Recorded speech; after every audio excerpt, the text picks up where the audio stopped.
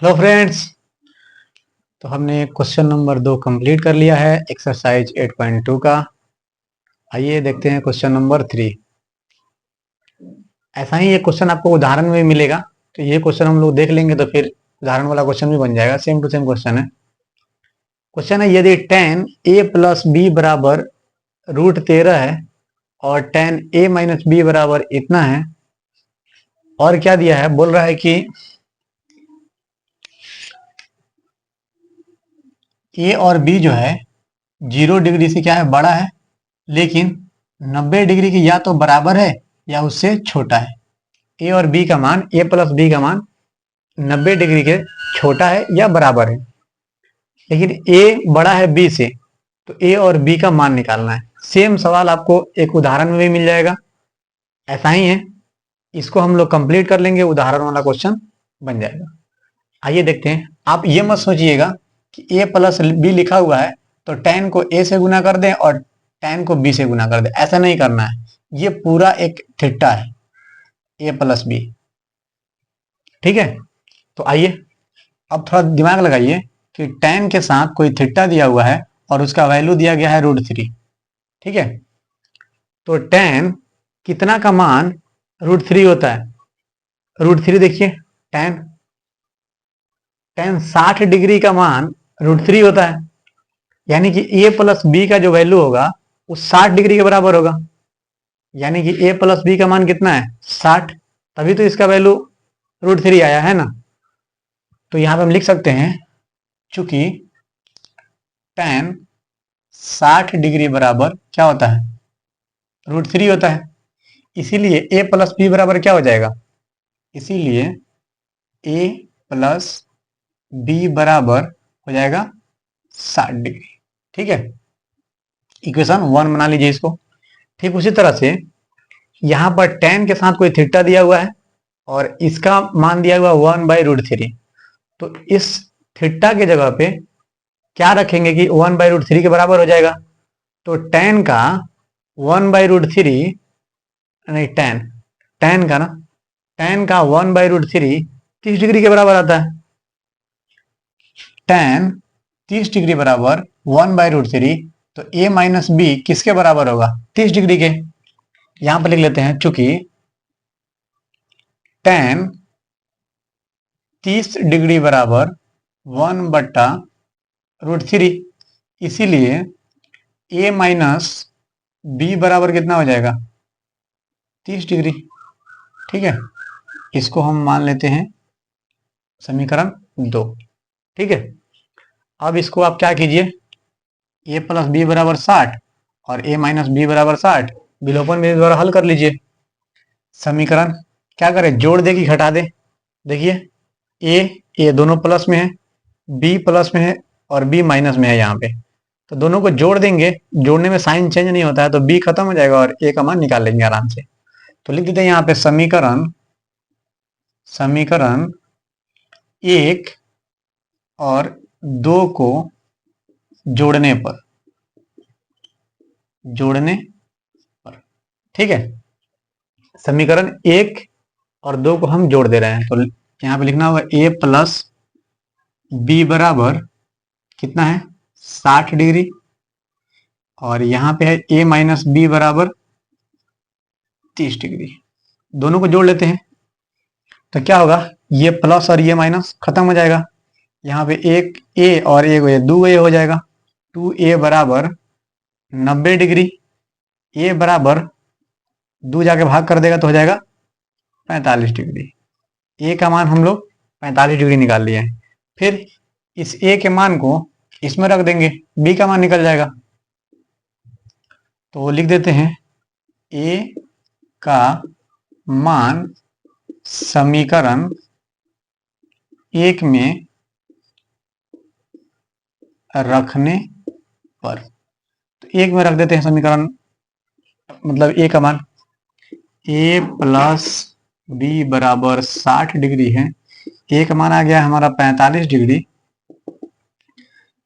Plus b बराबर 60 degree, तो b बराबर क्या हो जाएगा, 45 जाकर उधर घट जाएगा, 60 डिग्री माइनस 45 डिग्री, तो बी बराबर हो जाएगा हमारा 15 डिग्री। क्राइटेरिया दोनों पूरा हो गया, ए बड़ा है बी छोटा है, ए और बी का मान हम लोग निकाल लिए हैं। तो आसान सा क्वेश्चन है, थोड़ा सा दिमाग लगाना है। यहाँ पे ए प्लस बी भले दिया हुआ है, लेकिन ये पूरा क्या है, tan के साथ थीटा के जगह पर है पूरा, ठीक है, ये अलग अलग नहीं है। जब भी ए प्लस बी दिया हुआ रहेगा समझ जाइएगा कि इसका थीटा, यहाँ पे ए प्लस बी की जगह पे कोई थीटा का मान रखना है, ठीक है। देखते हैं अगला सवाल। आइए क्वेश्चन नंबर 4 देखते हैं। ये है ट्रू फॉल्स, इसमें सही गलत बताना है कि क्या सही है क्या गलत है, रीजन देना है। तो पहला सवाल है साइन ए प्लस बी बराबर साइन ए प्लस साइन बी।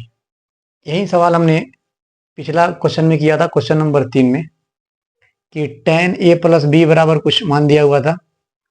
तो वहां पे ये पूरा ए प्लस बी की जगह पे हम थीटा समझ रहे थे, अलग अलग नहीं समझा जाता है सॉरी। तो साइन ए प्लस बी बराबर साइन ए प्लस साइन बी नहीं होता है, ये बात गलत है, ठीक है, ये बात गलत है, क्योंकि ए प्लस बी को पूरा थीटा माना जाता है ठीक है। तो एक नंबर गलत हो गया।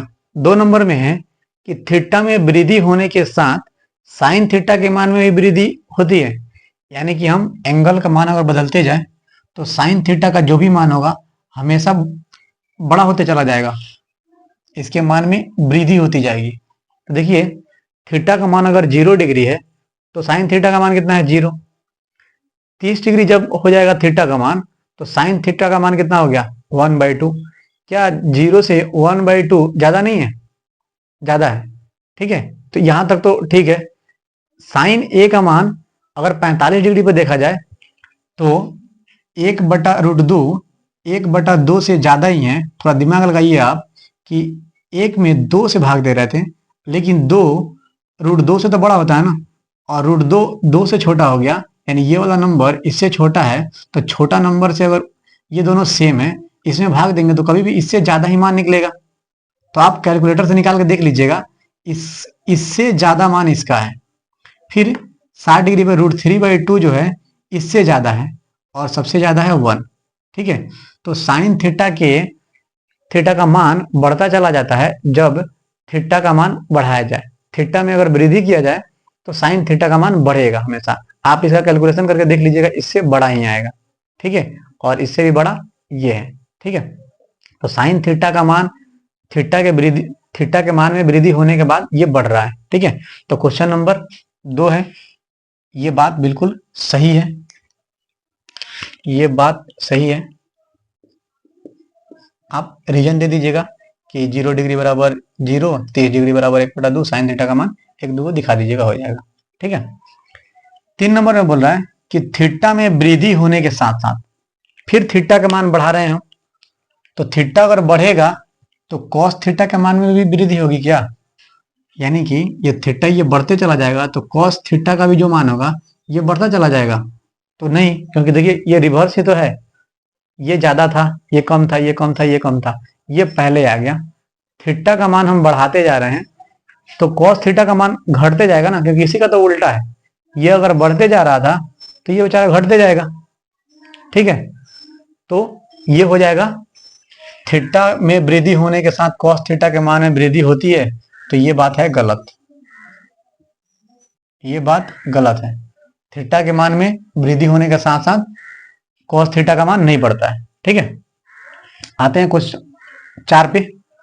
4 नंबर बोल रहा है थीटा के सभी मानों पर साइन थीटा बराबर कॉस थीटा, यानी अगर कोण जितना भी है सब कोण को अगर ले लें, हर एक कोण पर साइन और कॉस दोनों बराबर होंगे, तो ऐसा तो है नहीं, सिर्फ ये 45 डिग्री पे, यहां पे 45 डिग्री पे थीटा का मान अगर 45 डिग्री हो तो साइन थीटा और कॉस थीटा दोनों का मान सेम होता है, सिर्फ एक ही जगह पे। पहली वीडियो में भी हमने बताया था कि 45 डिग्री पे याद रखिएगा, क्वेश्चन आ सकता है, पूछा जा सकता है कि 45 मतलब सभी थीटा के सभी मानों पर ये बराबर हो सकते हैं क्या? तो नहीं, तो ये बात हो जाएगा गलत, ये हो जाएगा गलत। क्यों? कारण लिख देंगे, क्योंकि सिर्फ 45 डिग्री पर ही बराबर होते हैं, बाकी अलग अलग थीटा के अलग अलग मानों पर कॉस और साइन का मान अलग अलग होता है। ठीक है, 5 नंबर क्वेश्चन है कि अगर एंगल थीटा का मान 0 डिग्री हो तो कॉट ए परिभाषित नहीं है। नहीं है का मतलब अपरिभाषित है, परिभाषित नहीं है का मतलब अपरिभाषित है। तो कॉट ए अगर थीटा का मान अगर 0 डिग्री हो तो कॉट ए का मान कितना होगा, अपरिभाषित।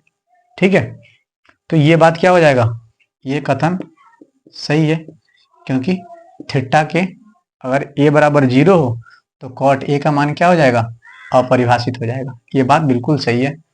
ये भी थोड़ा सा लॉजिकल सवाल है, इसमें ज़्यादा रटना नहीं है, सबको समझ जाना है कि अगर ये मान याद रहेगा तब भी आप परीक्षा में क्वेश्चन बना पाइएगा। तो आप एक बार दिमाग में अच्छा से बैठा लीजिएगा कि किसका मान कितना होता है। ठीक है, फिर मिलते हैं अगले वीडियो में।